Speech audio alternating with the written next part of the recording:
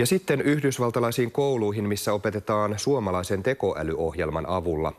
Pennsylvaniassa ja New Yorkissa koululaiset harjoittelevat tunne- ja itsehillintätaitoja suomalaisen oppimisohjelman tuella.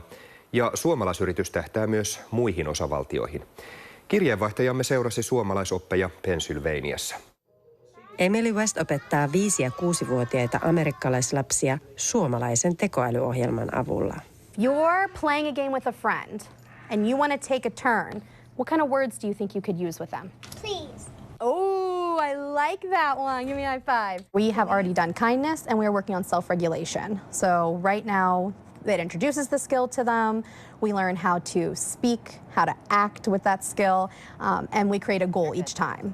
Pennsylvanialaisessa koulussa on noin 1000 oppilasta esikoulusta lukioon. All of our students receive a free breakfast, free lunch, so we are considered a low socioeconomic status school district. However, we want to be very rich in opportunities for our kids. Koulutoimen johtaja vieraili Suomessa ja siitä suomalaisyrityksen Amerikan valloitus alkoi. Suomalainen koulutus ja osaaminen on todella tehnyt vaikutuksen täällä Pennsylvanian osavaltiossa.